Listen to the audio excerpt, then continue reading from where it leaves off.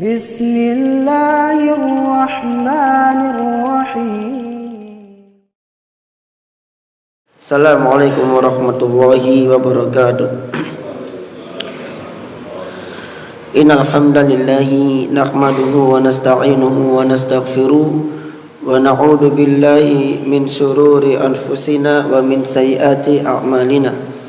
Man yahdihillahu fala mudhillalah wa man yudlil fala hadiyalah.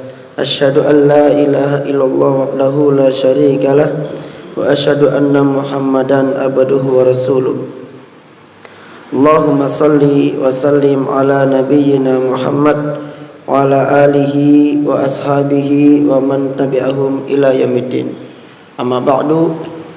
Alhamdulillah, Allah masih beri kita kesehatan sampai detik pagi hari ini, dan semoga Allah Azza wa Jalla tetap memberikan kita kesehatan sampai menemui Ramadan yang tinggal beberapa hari lagi. Mungkin kurang berapa? 6 hari, kalau enggak 5 hari nggih. 6 hari insyaallah. Kalau Muhammadiyah hari Jumat, kita hari Sabtu insyaallah. Iya, atau salah ya? Tanggal 17 itu hari apa? Ya, intinya kita berdoa kepada Allah agar Allah memberikan kita kesehatan sampai bertemu dengan bulan Ramadan. Dan kita masuk ke kitab yang kedua, jamaah. Kitab yang kedua ini judulnya adalah Arba'un wa Thalathuna Faidah fi Ahkami Siyam. 34 faedah yang berkaitan dengan hukum-hukum puasa. Jadi kajian kali ini kita akan membacakan sebagian dari faedah-faedah tersebut karena tidak memungkinkan kita untuk selesai kitabnya. Dan pembacaan kitab ini merupakan bagian dari persiapan kita untuk menuju Ramadan, yang qadarullah kita ini termasuk di antara hamba-hamba Allah yang melakukan persiapan senjata di bulan Sya'ban. Sedangkan orang-orang soleh itu sudah melakukan persiapan senjata di bulan Rajab, sehingga bulan Ramadan itu mereka tinggal tancap gas. Nah, kita baru melakukan persiapan senjata di bulan Sya'ban. Artinya dengan waktu yang tersisa ini kita berusaha semaksimal mungkin. Ya, karena persiapannya terakhir di bulan Sya'ban, maka tentu Ramadannya nanti tancap gasnya tidak sehebat orang-orang yang sudah melakukan persiapan di bulan Rajab. Rasulullah termasuk orang yang melakukan persiapan di bulan Rajab. Jadi Nabi itu sudah memulai Ramadannya, dalam tanda petik sudah memulai Ramadannya di bulan Rajab, sehingga ketika masuk Ramadan itu seakan-akan bukan Ramadan, karena hampir sama seperti Rajab dan Sya'ban. Bahkan Nabi di bulan Ramadan lebih hebat lagi, karena mereka istilahnya kalau ibarat mesin itu sudah ngelakuin pemanasan dulu di bulan Rajab. Nah, kita belum panas sepertinya, sedangkan Ramadan tinggal beberapa hari lagi. Jadi jangan harap kita bisa tancap gas full di awal Ramadan sebagaimana orang-orang yang melakukan persiapan di bulan Rajab. Ala kulli hal, apapun itu, kita bertakwa kepada Allah semampu kita, mampunya seperti ini. Dan semoga Allah Azza wa Jalla intinya menerima semua kebaikan-kebaikan kita yang kita lakukan di bulan Ramadan. Kita masuk di poin yang pertama. Kata Syekh adalah yajibu alal muslimi an yata'allama ahkamas siyam wa an yas'ala ahlal ilmi anha idza lam ya'lam. Wajib bagi seorang muslim untuk mempelajari hukum-hukum puasa dan bertanya kepada ustadz, kepada ulama, kepada syekh, kepada ahlul ilmi tentang hukum puasa tersebut idza lam ya'lam. Jadi mempelajari ilmu sebelum ibadah itu hukumnya wajib. Karena orang kalau ibadah tanpa ilmu, maka ibadahnya jadi ngawur nanti. Dan kalau kita ingin ibadah kita berkualitas, maka wajib menghiasi ibadah tersebut dengan ilmu. Dan karena puasa itu hukumnya wajib, maka mempelajari fikih puasa hukumnya menjadi wajib. Kaidahnya adalah seperti yang panjenengan bisa lihat di bagian akhir itu. Nah, ini yang saya tunjuk. Di situ dikatakan fama la yatimul wajib illa bihi fahuwa wajib. Segala sesuatu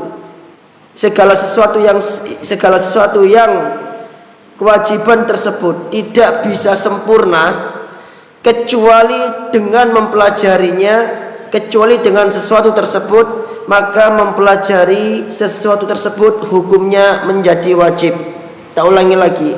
Segala sesuatu yang kewajiban tersebut tidak bisa menjadi sempurna kecuali dengan cara melakukan hal tersebut, dengan cara mempelajari hal tersebut, maka mempelajari hal tersebut hukumnya menjadi wajib. Seperti contoh, biar lebih paham, memahami Al-Quran itu hukumnya wajib bagi seorang muslim. Tapi memahami Al-Quran itu harus pakai bahasa Arab. Orang gak akan bisa paham Quran tanpa bahasa Arab.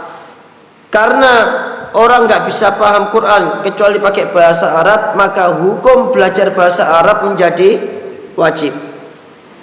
Demikian juga belajar tahsin, belajar tajwid di hari Senin.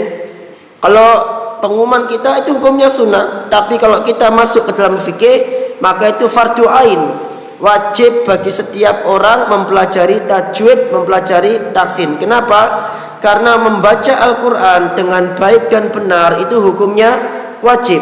Dan itu tidak bisa sempurna kecuali dengan belajar tajwid. Maka belajar tajwid hukumnya ikut menjadi wajib. Itu maksud dari kaidah fama la yatimul wajib illa bihi fahuwa wajib. Segala sesuatu yang tidak bisa sempurna kecuali dengan mempelajari sesuatu tersebut, maka mempelajarinya hukumnya menjadi wajib.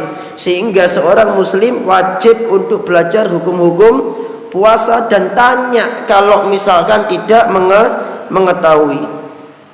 Poin yang kedua adalah definisi dari puasa. Puasa itu apa? As-siyamu hiya at-ta'abbudu lillahi bil imsaki anil mufattirat min tulu'il fajri shadiq ila ghurubis syams. Puasa itu adalah peribadatan kepada Allah dengan cara menahan diri anil mufattirat. Mufattirat ini istilah, Pak, istilah. Hingga tidak terbatas hanya makan dan minum saja, tapi segala sesuatu yang bisa merusak puasa itu wajib ditahan. Sejak kapan? Min tulu'il fajri shadiq ila ghurubis syams. Sejak terbitnya fajar shadiq sampai terbenamnya matahari. Jadi fajar itu ada dua, sebagaimana diucapkan oleh Nabi alaihi salatu wassalam. Beliau mengatakan al-fajru fajroni. Fajar itu ono luru, ada dua. Yang pertama adalah fajrun yahillu fihi ta'am wa tahrumu fihi shalah. Fajar dihalalkannya makan dan diharamkannya salat. Wa fajrun tahillu fihi shalah atau tahillu fihi shalah wa yahrumu fihi ta'am. Yang kedua adalah fajar dibolehkannya salat dan diharamkannya makan. Yang pertama apa tadi? Fajar haram makan dan boleh makan, haram semuanya. Loh Ustaz, kan ada hadis yang mengatakan bahwa Nabi SAW itu menyuruh kita kalau ada fajar itu menyelesaikan makanan yang ada di tangan. Pernah dengar hadis itu nggih? Nah, ini penjelasan para ulama. Di antara adalah Syekh Muhammad bin Utsaimin mengatakan yang dimaksud fajar oleh Nabi di hadis itu adalah fajar, yang dimaksud adzan di hadis itu oleh Nabi SAW itu adalah adzan yang pertama, bukan adzan yang kedua. Kenapa? Karena adzan yang kedua, kata Nabi, tidaklah Bilal adzan kecuali muncul fajar. Maka adzan yang kedua itu adalah ketika muncul fajar, nggak boleh orang makan. Tapi kalau adzan yang pertama, adzan subuh yang pertama, maka ini orang masih boleh makan. Jadi pendapat yang kedua atau yang rajih adalah kalau sudah muncul fajar shadiq, maka tidak boleh ada makanan di mulut, tidak boleh ditelan. Saat itu juga harus berhenti dan dimuntahkan. Ini ada di habis kayaknya ini. Tak habis baterainya.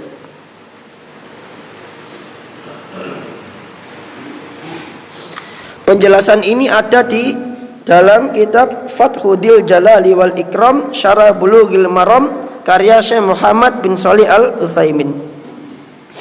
Nomor 3, yathbutu dukhul syahri Ramadan bi ru'yatil hilali. Ditetapkannya bulan Ramadan itu dengan cara melihat hilal. Au bi itmami Sya'ban 30 yauman, atau dengan menyempurnakan Sya'ban 30 hari. Idza humma alaina al-hilal, apabila hilal itu tertutupi mendung. Jadi dengan menetapkan Ramadan dengan cara apa? Melihat hilal atau melihat bulan.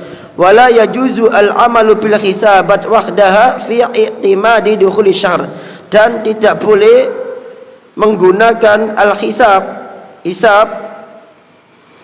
wahdaha satu-satunya fi i'timadi dukhuli syahr, dalam menyandarkan masuknya bulan Ramadan. Jadi menurut beliau Ramadan itu ditetapkan dengan cara ru'ya atau melihat dan tidak boleh menggunakan hisab. Tapi ada di antara teman-teman kita, saudara-saudara kita yang menggunakan hisab dalam permasalahan masuknya bulan Ramadan. Ana cuma ingin ngasih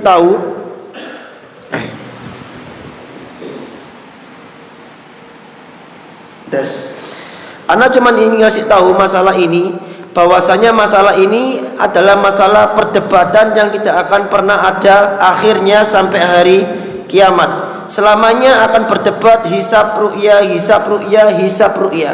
Dan ini adalah masalah furu', bukan masalah akidah. Maka daripada kita menghabiskan waktu untuk hal-hal yang gak penting ini, mending kita bertoleransi terhadap pendapat yang dilakukan oleh sebagian kaum muslimin yang menggunakan hisab, yang pada asalnya pemerintah kita Indonesia itu juga menggunakan hisab, hanya hisabnya berbeda. Hisabnya pemerintah kita ini adalah hisab BIMS, mengikuti peraturan negara-negara muslim se-Asia Tenggara. Tapi kenapa kok terjadi perbedaan hari dalam penentuan bulan Ramadan? Jawabannya simpel, karena perbedaan derajat munculnya hilal. Pemerintah menetapkan derajat sekian sudah dinyatakan muncul. Sebagian yang lain mengatakan derajat sekian dinyatakan muncul. Nah, perbedaan derajat inilah yang menjadikan kita berbeda pandangan dalam masalah penentuan hari di bulan puasa. Panjang permasalahan ini dan kita tidak terlalu memperuncing pembahasan masalah ini. Yang keempat, puasa Ramadan, shaum Ramadan ruknun min arkanil Islam. Puasa Ramadan itu adalah rukun dari rukun Islam. Wa yajibu ala kulli muslimin wa muslimatin, dan wajib atas setiap muslim dan muslimah. Sekarang syurutu wujubi siyam arba. Syarat wajibnya puasa itu ada 4. Artinya barang siapa yang terkumpul 4 hal ini pada diri seseorang, maka puasa hukumnya menjadi wajib. Yang pertama al-Islam, dia harus Islam. Yang kedua adalah al-bulugh, dia harus balik. Yang ketiga adalah berakal. Yang keempat al-qudrah ala siyam, mampu untuk berpuasa. Berarti kebalikan dari syarat ini, orang kafir dia tidak wajib untuk puasa.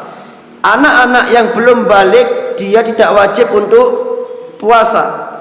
Orang gila yang kehilangan akalnya maka dia tidak wajib untuk puasa. Atau orang yang suka pikun, yang sudah pikun, yang sudah sepuh, atau yang kena penyakit demensia, dia tidak ingat apa-apa. Demensia itu dia tidak ingat apa-apa, maka ini termasuk orang yang enggak wajib puasa.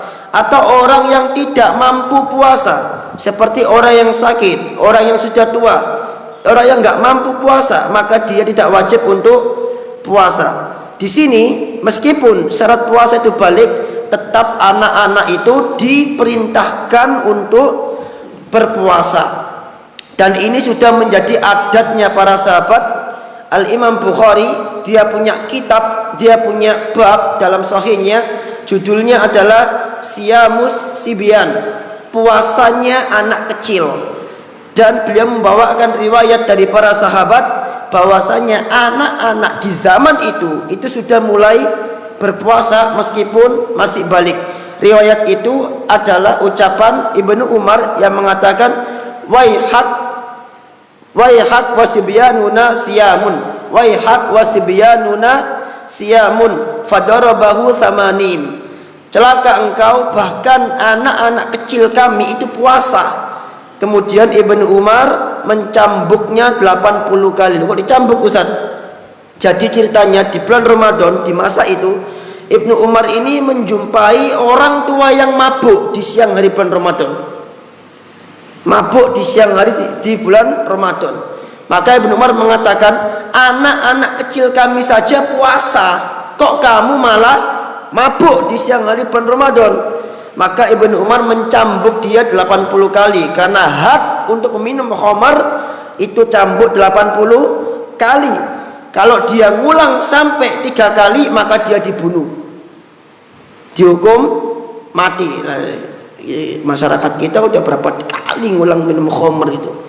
Dalam Islam itu kata Rasul, yustatab, dia dimintai tobat. Kalau minum khamar lagi, cambuk lagi yang kedua, mintai tobat lagi. Minum khamar yang ketiga, hadnya hukuman mati. Lihat bagaimana Islam itu mencabut akar kemungkaran itu sampai akar-akarnya, biar nggak ada orang yang niru seperti dia. Nah, jadi anak-anak kecil di zaman para sahabat ini sudah pada puasa. Bahkan dikatakan oleh Rubayyi, seorang tabi'in, bahwa bukan seorang sahabat, bahwa ketika Nabi memerintahkan untuk puasa Asyura, maka dia melihat para sahabat itu memerintahkan anak-anaknya untuk ikut puasa Asyura. Bahkan para sahabat itu membuatkan mainan yang terbuat dari bulu untuk mainan mereka. Gunanya apa? Namanya anak-anak, ketika nanti dia ingin berbuka, maka diajaklah main oleh para sahabat sehingga dia lupa kalau dia lagi puasa. Kadang orang itu lupa kalau dia lagi puasa ketika dia sibuk dengan urusan yang lain, bahkan lupa makan ketika dia sibuk dengan urusan yang lain. Jadi istilahnya diselimurno karo para sahabat, biar nggak ingat kalau dia lapar, biar tidak ingat kalau dia minum. Nah, itu syarat wajibnya puasa. Ketika orang terpenuhi syarat wajibnya puasa, maka seseorang harus memenuhi syarat sahnya puasa.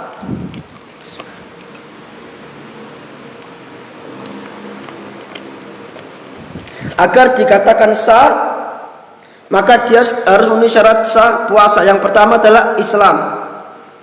Yang kedua adalah inqita'ud damil haid, terputusnya darah haid, wan nifas lil mar'ah, dan nifas untuk wanita, wat tamyiz, dan usia tamyiz, yaitu usia 7 tahun bagi anak-anak kecil, itu memasuki usia tamyiz. Jadi anak kecil yang masuk usia 7 tahun dan dia puasa, maka puasanya sah, dapat pahala, iya, tapi dia belum wajib. Bisa dipahami nggih? Kemudian wal aqlu, berakal, wan niyat nalaili, dan berniat di malam hari. Nanti ada penjelasannya masalahnya di malam hari.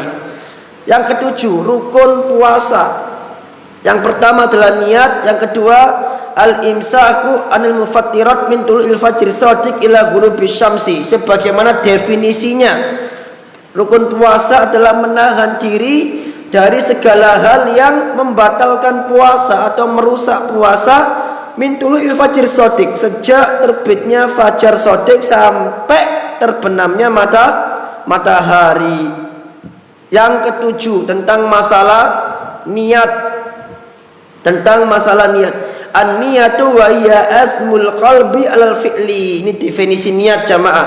Niat itu adalah tekad hati untuk melakukan, atau keinginan untuk melakukan, itu niat. Jadi meskipun tanpa dilafalkan, ketika dia sudah berazam untuk melakukan, maka ini sudah dihitung niat.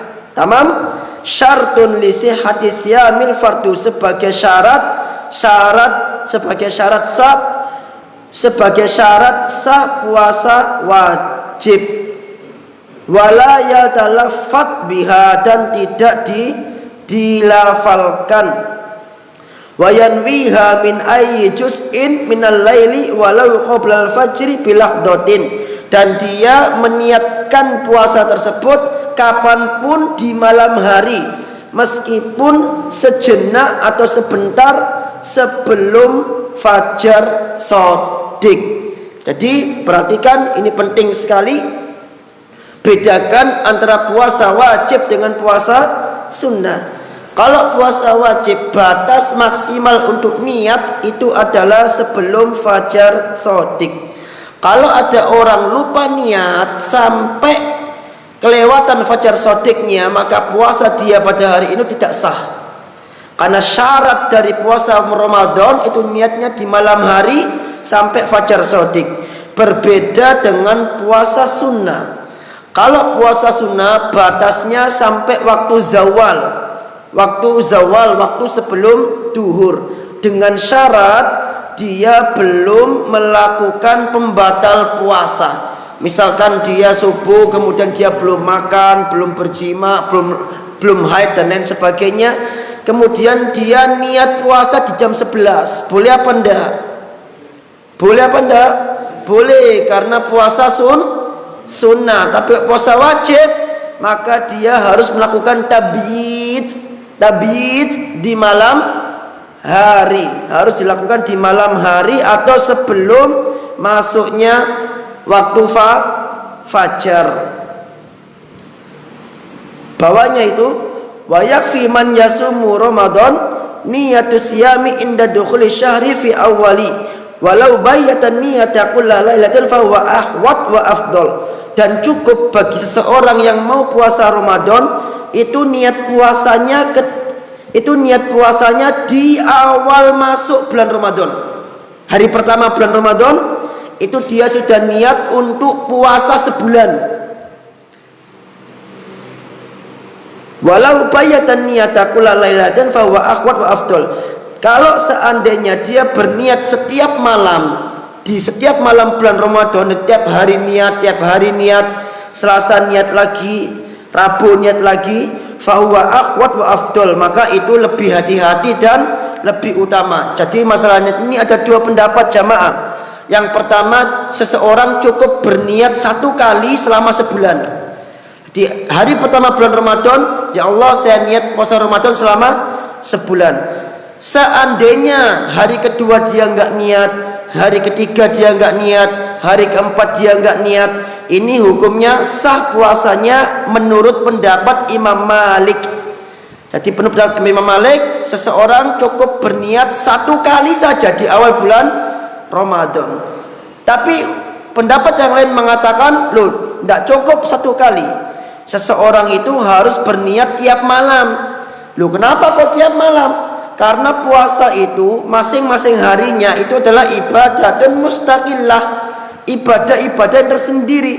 Puasa di hari Senin beda dengan hari yang kedua, di hari kedua berbeda dengan hari yang ketiga. Jadi masing-masing harus niat. Maka yang tepat, yang lebih hati-hati adalah kita lakukan dua-duanya. Hari pertama bulan Ramadan kita niatkan puasa selama sebulan. Untuk apa? Buat jaga-jaga kalau misalkan ada yang lupa niat di hari-hari yang berikutnya. Dan tiap malam juga kita berniat. Jadi niatnya dua kali kita, di awal Ramadan sama di setiap malam. Yang kedelapan, yustahabu al-muhafadhu ala suhur, dianjurkan menjaga sahur, waktu sahur, walau bil qalil min at-ta'am awil ma'a ta'khirihi, meskipun dengan sedikit makanan atau air dan diakhirkan. Di sini ada dua hukum. Yang pertama sahur dengan makanan dan air. Kalau enggak ada makanan, dengan air. Sebagaimana kata Nabi SAW, bersahurlah walau meskipun dengan segelas air. Kenapa? Fa inna fis sahuri barokah, karena dalam waktu sahur itu ada keberkahan. Yang kedua adalah takhir, diakhirkan Pak, diakhirkan. Jadi kalau ada orang sahur jam 11, jam 12, jam 1, itu bukan sahur. Itu waktu malam, bukan waktu sahur. Waktu sahur itu kapan? Sepertiga malam terakhir itu waktu sahur. Allah berfirman, wa fil asharihum yastaghfirun. Di waktu sahur orang-orang soleh itu bangun untuk apa? Sholat, istighfar kepada Allah, minta ampun. Kapan itu? Di sepertiga malam yang terakhir. Nah, ini sahur diakhirkan lagi semakin mendekati ke fajar shodiq. Itu sunnahnya. Atau mungkin setengah jam sebelum sholat subuh, sehingga kita bisa makan banyak makanan, itu makan secukupnya. Itu namanya waktu sahur. Jadi bukan jam 11 dan bukan jam 12. Kenapa kok diakhirkan, Pak? Karena waktu sahur itu tujuannya apa? Yataqawwas shaim, memberikan kekuatan bagi orang yang berpuasa. Sehingga kalau sahurnya jam 11, jam 12, jam 1, maka tujuan sahurnya nggak tercapai. Karena ada 4 jam, 3 jam yang dia tidak makan. Tapi ketika makannya itu dimulai di waktu sahur dan diakhirkan, maka istilahnya orang itu baru saja ngisi bensin, sehingga dia kuat. Tujuannya sahur di situ. Kalau ketiduran tidak ada masalah, tapi kalau bisa memang sahur itu harus dilakukan. Karena apa? Selain untuk keberkahan, untuk menguatkan orang puasa, juga untuk menyelisihi ahli kitab, orang-orang kafir. Karena orang kafir itu nggak ada waktu sahurnya. Poin yang ke-9, yustahabu takjil fitri. Ini jelas ya, dianjurkan untuk menyegerakan berbuka. Kalau sahur itu diakhirkan, kalau berbuka itu disegerakan. Kata Rasul apa? Dan senantiasa manusia itu berada di dalam kebaikan selama mereka menyegerakan berbuka. Was sunnah, yang penting Pak, dan sunnahnya adalah an yuftiro ala rutubatin qabla sholat. Sunnahnya itu berbuka dengan rutop sebelum sholat. Rutop itu apa? Kurma basah. Wa illa fa'ala tamrot. Kalau enggak ada rutop, pakai tamer. Tamer itu apa? Kurma kering kayak yang ada di situ tuh. Nah, itu namanya kurma kering. Kalau enggak ada kurma, wa illa syariba ma'an. Kalau enggak ada maka minum air. Jadi bukan gorengan. Bukan gorengan. Loh, apakah boleh gorengan? Boleh, tapi yang pertama sebaiknya adalah kurma dulu. Kurma, air, selesai kurmanya baru gorengan. Jangan digelontor gorengan dulu, jamaah. Nanti panjenengan naik kolesterolnya. Ya, kurma dulu baru air, baru setelah itu bebas gorengan. Puasa itu kan biar kita sehat gitu kan. Yang diabetes turun diabetesnya dengan puasa, yang kolesterol turun kolesterolnya dengan puasa. Lah kok bukannya pakai gorengan selama sebulan, bukan malah turun malah naik. Yang puasanya harusnya sehat malah sakit. Kenapa? Caranya keliru. Lambung ini kosong, medis udah sepakat itu. Lambung itu kosong, digelontor dengan minyak-minyakan, maka asam lambungnya akan naik, dan itu akan dilakukan selama sebulan. Berarti dengan kata lain, selama sebulan kita cari penyakit yang harusnya kita sehat dengan puasa, malah memunculkan penyakit baru. Maka di sini dengan kurma basah, kurma kering ada dengan air, baru setelah itu silakan makan gorengan. Nanti gorengannya nggak laku, pasti laku itu jamaah, pasti laku. Itu nggak, itu seperti garam dalam makanan, nggak boleh nggak ada, harus ada itu. Kalau nggak ada rasanya ada yang kurang, hambar rasanya, harus ada. Tapi saya sudah bertekad Pak, besok sebulan saya nggak mau makan gorengan, katanya gitu saya, tapi nggak tahu prakteknya bener apa enggak itu. Tapi saya sudah bertekad itu, karena memang ini tenggorokan perlu dijaga, jadwalnya padat soalnya. Nah, tapi Pak, sebagian ulama mengatakan hadis yang menyatakan berbuka pakai kurma dulu itu dhaif. Ya, dhaif. Tapi menurut Syekh di sini itu sunnah. Disunahkan seperti itu. Artinya kadang ada ulama itu kalau tidak dijumpai hukum, maka hadis sahih yang dipakai sandaran untuk hukum tersebut, maka hadis dhaif pun dipakai sandaran, dan itu boleh. Dan itu boleh terlebih dalam masalah seperti ini.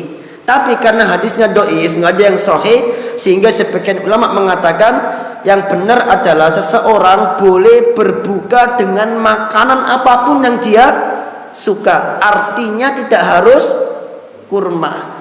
Tapi kalau untuk kesehatan, maka yang afdol adalah pakai kurma dulu. Kenapa? Karena lambungnya kosong, dan kurma itu glukosa dia itu lebih cepat diserap oleh tubuh dibanding makanan yang lain. Jadi untuk kekuatan itu lebih cepat. Makanya alhamdulillah anak selama 2 tahun itu sahur nggak pernah pakai nasi, hanya kurma dan air.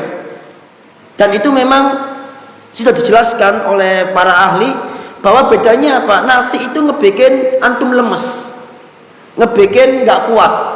Oh, saya kuat pakai nasi, tapi tidak sekuat orang pakai kurma. Apa bedanya? Sistem pencernaannya beda. Kalau kurma itu antum makan itu langsung berproses, glukosanya langsung menjadi energi. Beda dengan nasi. Nasi itu lebih lama prosesnya dibanding kurma, sehingga orang yang makan kurma saja dengan air itu setara dengan orang yang makan sepiring nasi. Tapi VIP-nya, plusnya adalah dia lebih sehat dibanding orang yang makan nasi. Karena itu tadi vitamin yang ada dalam kurma itu lebih terserap, dan itu betul. Dan itu betul hikmah daripada Nabi SAW berbuka dan sahur dengan kurma. Itu dibuktikan oleh medis manfaat kurma ketika sahur. Alhamdulillah anak 2 tahun cuma makan kurma tanpa makan nasi ketika waktu sahur. Nah, panjenengan bisa coba sekali-kali, dan nanti panjenengan silakan rasakan bedanya antara kenyang makan nasi dengan kenyang makan kurma. Itu betul-betul beda rasanya. Nanti bisa dicoba. Dan teman-teman yang suka nge-gym, suka itu sudah mulai meninggalkan nasi. Mereka pergi ke kurma semua kalau puasa. Bukan berarti nasi nggak boleh, paham nggih? Tapi bisa dicoba sekali-kali. Dicoba sekali-sekali, rasakan gimana kalau memang jenengan enak nggak sego, ya wis pakai nasi aja. Kalau memang kok rasanya kok lebih enteng pakai kurma, nah istiqomah pakai kurma. Istiqomah pakai kurma. Bisa dicoba cara sahurnya Nabi SAW, 7 atau 8 kurma. Ada kemarin jamaah di Madura itu yang guyoni saya, Ustaz, saya juga pakai kurma Ustaz. Oh iya Pak, Masya Allah, iya Ustaz, tapi ditambah nasi loh, udah wae. Kayak kurma tambah nasi, dicek-cek saya. Ada diguyoni gitu, ya itu Masya Allah gitu, nggih. Kemudian kita lewatin. Nah ini yang ke-11 nih penting. Saya bacakan artinya. Perusak puasa itu tidak bisa merusak puasa kecuali dengan 3 syarat. Tak ulangi lagi. Perusak puasa tidak bisa membuat puasa menjadi rusak kecuali terpenuhi 3 syarat. Artinya orang ngelakuin itu bisa rusak puasanya kalau orang ini memenuhi 3 syarat. Yang pertama adalah an yakuna itu ya, an yakuna aliman ghairu jahil, an yakuna aliman ghairu jahil. Yang pertama adalah dia tahu dan dia nggak bodoh. Maksudnya apa? Dia tahu kalau itu bisa merusak puasa, terus dia tetap lakuin, maka puasanya rusak. Berarti kalau dia nggak tahu rusak apa enggak puasanya, nggak tahu, maka nggak rusak. Orang berjima di siang hari bulan Ramadan, dia nggak tahu kalau itu nggak boleh misalkan, maka puasanya tetap sah. Karena apa? Karena dia nggak tahu, dia ngelakuin itu karena tidak tahu. Yang kedua adalah dakiron ghairu nasin, dia ingat dan tidak lupa. Jadi dia ingat betul itu nggak boleh dilakuin dan dia dalam keadaan sadar, maka rusak puasanya atau batal puasanya. Tapi ketika dia ngelakuin dalam keadaan lupa, rusak apa enggak? Enggak rusak. Oke? Yang terakhir, mukhtaron ghaira mukrah. Mukhtar atas pilihan sendiri dan bukan dalam keadaan terpaksa. Betul-betul dia kepingin ngelakuin itu, maka rusak puasanya. Kalau dia terpaksa ngelakuin itu, maka tidak rusak puasanya. Terpaksa itu bagaimana? Diancam, misalkan diancam, misal dalam kondisi perang dan diancam mau nggak mau harus berbuka karena terpaksa, karena ada ancaman yang mempertaruhkan nyawa, itu mukroh namanya. Bedakan antara orang takut dengan terpaksa nggih Pak. Al-khaif dan mukroh itu beda. Al-khaif itu dia takut, diancam terus dia takut. Takutnya, ancamannya itu karena takut kehilangan dunia. Yang seperti ini kalau dia nekat melakukan tetap rusak puasanya. Kalau ancamannya berupa nyawa, kemudian akhirnya dia nekat melakukan itu, maka ini namanya mukroh, terpaksa, dan itu tidak menjadikan puasanya rusak. Jadi 3 syarat ini harus terpenuhi. Berarti kebalikannya, siapa yang melakukan karena bodoh, siapa yang melakukan karena lupa, siapa yang melakukan karena terpaksa, maka puasanya tidak rusak. Berikutnya adalah perusak puasa yang masuk ke dalam definisi makan dan yang dianggap seperti makan dan minum. Perusak puasa yang dianggap hukumnya seperti makan dan minum. Ini saya menyebutkan beberapa. Yang pertama adalah tanawul adwiyah wal hubub. Minum pil obat, minum obat atau minum pil, maka itu hukumnya seperti makan dan minum, maka puasanya batal. Yang kedua adalah at-tadkhin, ngerokok membatalkan puasa. Ada orang yang mengatakan ngerokok itu nggak batal puasa. Loh kok bisa? Kan ngerokok yang dihirup itu asap, sama seperti udara, nggak membatalkan puasa. Beda udara dengan asap. Asap rokok itu mengandung molekul-molekul, mengandung zat-zat yang memang nampak itu kalau diteliti. Nah, zat-zat ini ketika melewati kerongkongan dan masuk ke lambung, maka batal puasanya. Beda dengan udara itu nggak mengandung zat-zat tersebut, jadi nggak bisa disamakan rokok dengan udara. Loh, berarti orang yang menghirup asap kendaraan juga batal dong, kan sama-sama asap rokok. Beda juga, asap kendaraan itu sesuatu yang nggak bisa dihindari. Ya sampean pikirlah, masa ada truk dengan tahan nafas? Kan nggak mungkin, mati di tengah jalan nanti. Mau nggak mau harus dihirup. Beda dengan asap rokok, sesuatu yang bisa dihindari. Bahkan dalam fikih Syafi'i dikatakan oleh sebagiannya, barang siapa yang menghirup asap rokok meskipun dia nggak ngerokok, tapi terhirup asapnya, maka batal puasanya. Kenapa? Memang asap rokok itu mengandung apa? Zat, dan zat-zat ini nggak boleh masuk ke dalam lambung atau kerongkongan, karena nanti masuk ke dalam definisi makan dan minum. Rokok itu haram, membatalkan puasa. Yang kedua adalah hakud dam itu transfusi darah fi badani shaim, pada orang yang berpuasa. Bedakan antara donor darah dengan transfusi darah. Transfusi darah itu apa Pak? Panjenengan menerima darah dari orang lain. Nah, kalau transfusi darah itu membatalkan puasa.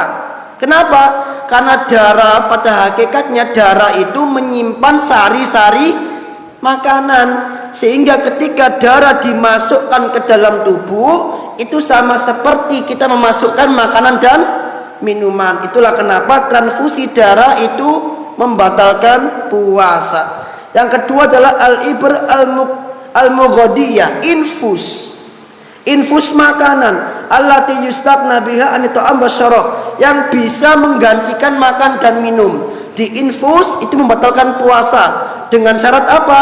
Infus yang bisa menggantikan makan dan minum. Kan ada infus itu yang memang untuk obat, tidak menggantikan makan dan minum, tidak mengandung vitamin. Nah, ini boleh infusnya.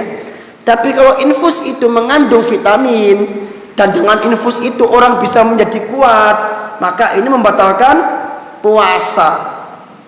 Yang berikutnya adalah ghusilul kula. Ini apa? Cuci ginjal. Cuci darah. Orang yang ginjalnya rusak, kemudian darahnya nggak bisa dipompa oleh ginjal, nggak bisa maka dia cuci darah, cuci ginjal. Nah, ini membatalkan puasa. Kemudian al-mandar asy-syaraji li faksil qulun, yaitu masuknya alat ke dalam tubuh. Contoh apa itu? Kateter itu masuknya sesuatu ke dalam tubuh melalui lubang kemaluan, itu membatalkan puasa. Loh Ustaz, kan nggak lewat tenggorokan, kan lewat kemaluan. Yang menjadi inti dalam pembatal puasa adalah masuknya sesuatu ke dalam al-manfat al-maftuh. Al-manfat al-maftuh itu adalah rongga-rongga tubuh yang terbuka. Jadi kalau ada sesuatu yang masuk melalui rongga-rongga tubuh yang terbuka selain tenggorokan, maka itu membatalkan puasa. Dan kemaluan termasuk rongga tubuh yang terbuka, ada lubangnya di situ. Maka ketika dimasuki kateter, maka itu termasuk ke dalam pembatal puasa. Kemudian yang ke-13, Pak, tabarruk bidam minal mufattirat. Nah, Syekh di sini mengatakan donor darah itu termasuk ke dalam pembatal puasa. Kenapa? Li'annahu yu'athir alal badan kata'thiril hijamah. Karena donor darah itu ada efek kepada tubuh sebagaimana efek berbekam. Oke Pak, Anda mau jelasin di sini. Penulis mengatakan donor darah itu membatalkan puasa, tapi masalah ini khilaf di kalangan ulama. Kalau dalilnya dua, perhatiin. Dalil yang pertama mengatakan aftarul hajim wal mahjum, kata Rasul, yang dibekam dan minta bekam itu harus buka puasa. Artinya batal. Maka dari dalil ini bekam itu membatalkan puasa. Dan donor itu bentuknya sama seperti bekam. Oke? Nah, dalil yang kedua adalah karena Nabi SAW ihtajama wa huwa shaim. Nabi itu berbekam dalam keadaan puasa. Loh, katanya puasa batal. Lah kok ini Nabi bekam dalam keadaan puasa? Maka para ulama sebagian mengatakan hukum batalnya puasa karena bekam itu dihapus oleh hadis yang kedua tadi. Sehingga berbekam dalam keadaan puasa itu tidak membatalkan puasa. Ini menurut ulama yang lain. Kalau menurut ulama yang nulis kitab ini, bekam itu membatalkan puasa. Sehingga di sini Pak, enaknya rinciannya adalah yang pertama, sebaiknya kalau pengen bekam di malam hari dalam rangka kehati-hatian. Yang kedua adalah bekam itu boleh bagi orang yang berpuasa.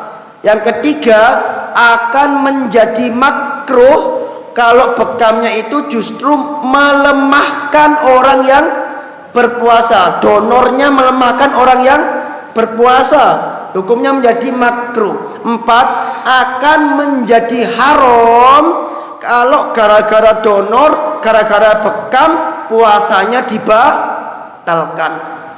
Tidak sekiranya wah aku donor kok gak kuat gak kuat kok aku batal, maka donornya hukumnya menjadi haram.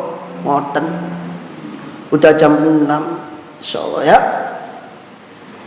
Nah, ini yang terakhir nih Pak.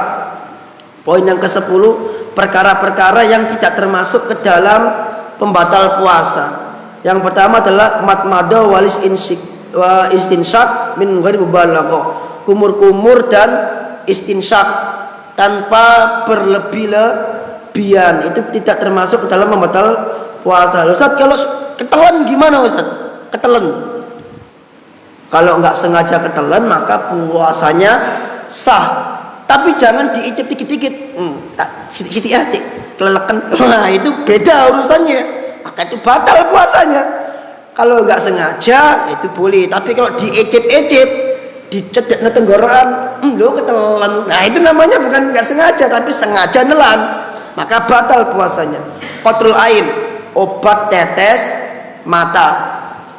Sebagian ulama zaman dahulu itu mengatakan tetes mata itu membatalkan puasa karena mereka menganggap mata itu adalah al-manfat al-maftuh, lubang yang terbuka. Tapi setelah diteliti ternyata mata itu tidak memiliki saluran yang menghubungkan antara mata dengan tenggorokan kerongkongan, sehingga meneteskan mata, obat tetes mata itu boleh.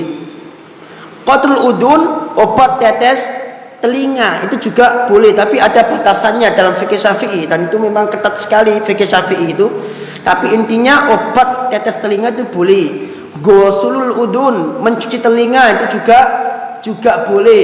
Qatrul anf wa buqaul anf, ini apa? Semprotan hidung untuk apa? Untuk orang yang asma biasanya itu juga membatalkan puasa, atau istilah kita apa? Inhaler. Kadang ketika puasa banyak tanya, Ustadz bagaimana hukumnya pakai inhaler bagi orang yang kena asma? Boleh. Kenapa? Karena hukumnya sama seperti orang yang menghirup udara biasa. Jadi inhaler, obat semprot itu boleh. Kemudian bukha'ur roba itu apa ya? Iya, bukha'ur roba itu sama seperti semprotan asma. Kemudian al-hukon al-ilajiyah, sontik, tapi yang disontik itu kulitnya, sehingga dia tidak sampai ke dalam tubuh, ini juga boleh. Kemudian al-aqras al-ilajiyah itu memasukkan kamera ke dalam tubuh, seperti dokter ingin melihat ke dalam rahim perempuan, nah itu boleh. Bagaimana keadaan bayinya itu boleh. Kemudian kol usin, cabut gigi juga boleh. Tandiful asnan bisiwak awil fursha, membersihkan gigi dengan siwak atau sikat gigi itu boleh. Sikat gigi di bulan puasa itu boleh. Makruh enggak boleh. Ma'ataharrus min dukhulil ma'jun ilal jauf, bersama hati-hati dari masuknya pasta gigi tersebut ilal jauf ke kerongkongan.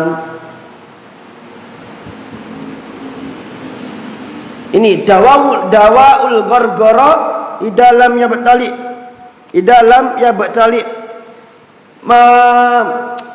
minum obat, pakai obat kumur, Listerin boleh, selama hati-hati tidak tertelan.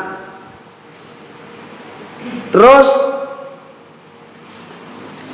al-mindar al-ma'dah, alat teropong lambung, ini istilah-istilah kesehatan Pak ya, agak sulit memang. Langsung ke sini. Mungkin itu aja nggih, udah siang.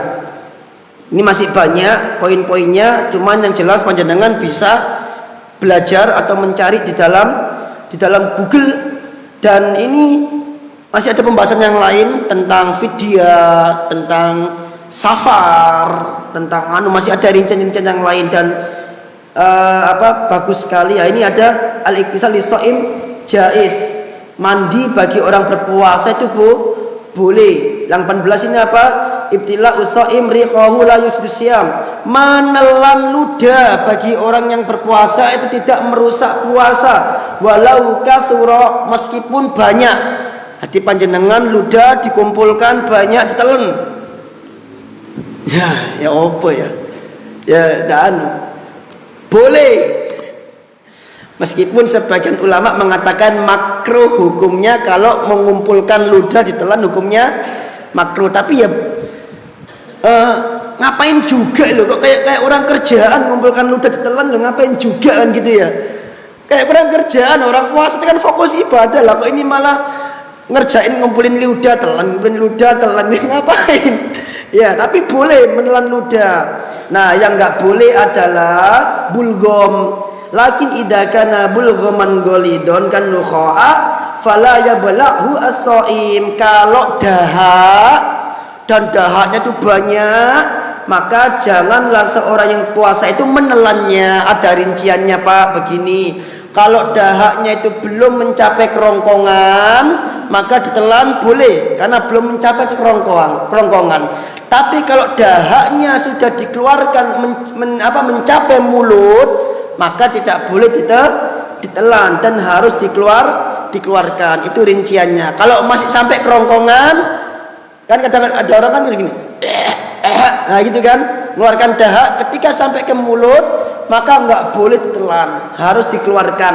Kalau ditelan maka itu batal. Tapi kalau belum mencapai kerongkongan, masih di bawah kok rasanya ada dahak, ditelan, itu tidak membatalkan puasa. Dan di dalam fikih Syafi'i, ludah ini juga dibahas Pak, ciri-cirinya ludah itu yang boleh ditelan. Misalkan yang pertama, kholis, ludahnya itu harus benar-benar murni, nggak kecampur apa-apa. Hati kecampur permen ditelan batal. Ludah campur permen, kan ada kadang orang habis makan permen min dan lain sebagainya, ada rasa-rasa permennya, ludah ditelan itu batal. Ludahnya harus kholis, murni ludah. Terus yang kedua adalah tidak bercampur dengan sesuatu yang najis ludahnya. Contohnya apa? Darah. Dalam fikih Syafi'i darah itu najis. Jadi kalau ada orang giginya putus, keluar darahnya nyampur sama ludah, itu nggak boleh ditelan, harus dimuntahkan ludahnya. Ya, karena bercampur dengan sesuatu yang najis. Terus yang ketiga, ini luar biasa. Fikih Syafi'i itu ketat banget dalam masa ini. Yang ketiga adalah ludah itu harus keluar dari lisan, nggak boleh keluar dari bibir. Ada orang keluar dari bibir, ini kan awan. Nah ini kok ditelan batal. Tapi yang dari lisan yang keluar itu nggak batal. Yaitu rincian dalam fikih Syafi'i. Ini fikih itu luas, tapi intinya di sini menurut Syekh, intinya di sini adalah menelan ludah itu tidak batal meskipun terus menerus dan dikumpulkan dulu itu juga nggak batal. Ngoten nggih. Nggih, sudah banyak. Alhamdulillah. Yang berikutnya itu masalah jima, masalah oh ini terakhir terus terakhir.